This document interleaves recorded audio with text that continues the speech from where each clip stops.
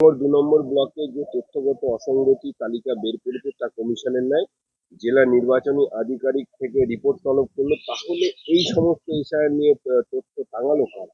হ্যাঁ, এসআইআর এই যে তথ্য টাঙানোর জন্য এত জোর দেওয়া হচ্ছিল, তার পিছনে একটা চক্রান্ত ছিল, মানুষকে বিভ্রান্ত করা। নির্বাচন কমিশনের বিরুদ্ধে তারা যেটা আওয়াজ তুলছে, যাতে মানুষ তাদের সামিল হয়, কেন্দ্র সরকারের বিরুদ্ধে যাতে মানুষকে খেপানো যায়। কিন্তু এখানকার মানুষ খুব শান্তভাবে সব করছেন।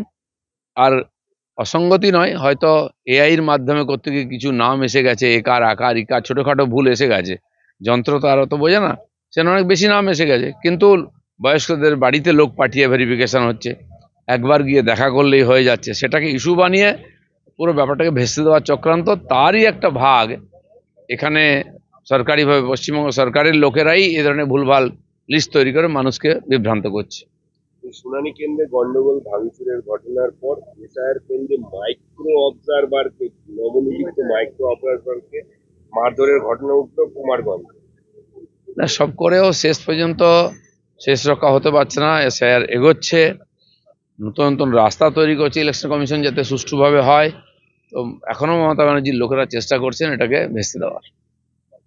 দলীয় নেতা কর্মীদের উদ্দেশ্যে অভিষেকের নির্দেশ যে 1,68,00,000 মধ্যে কোনোভাবেই যেন 1,36,00,000 বেশি নাম বাদ না যায় দেখতে হবে, এবং 1,36,00,000 কি তাহলে শাসক দলের কাছে তার মানে উনি জানেন যে 1,36,00,000 ভুয়ো ভোটার আছে, আর সেটা বাদ গেলে ওদের ইলেকশন শেষ হয়ে যাবে।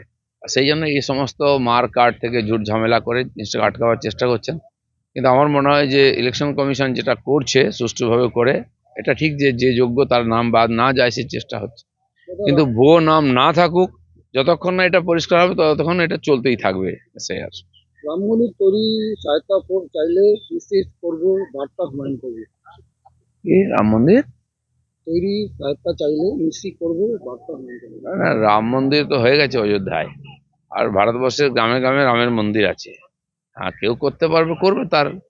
তো সমাজের পয়সাতেই আমাদের দেশে চিরদিন মন্দির, ধর্মস্থান, তীর্থস্থান হয়েছে। আর যারা চান তারা করছেন। কিন্তু বাবরি মসজিদের নাম করে রাজনীতি করে এখানে বিভ্রান্তি তৈরি করাটা মানুষ ভালোভাবে নিচ্ছে না।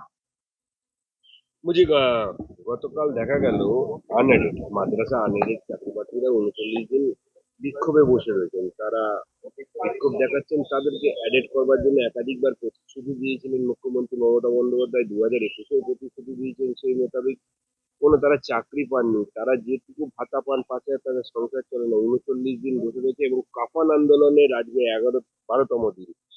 মমতা ব্যানার্জি তো প্রতিশ্রুতি দিদি, ইলেকশনের আগের থেকে মুখ্যমন্ত্রী হওয়ার পর থেকে এই প্রতিশ্রুতি দিয়ে যাচ্ছেন।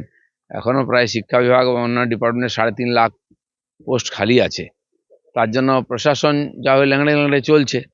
তো নতুন রিক্রুটমেন্ট হচ্ছে না, সেই পয়সাটা অন্য কাজে, পার্টির কাজে লাগছে।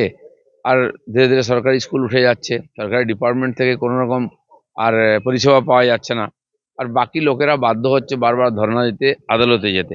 এটা একটা নির্বাচিত সরকার কতদিন এভাবে চালাতে পারে?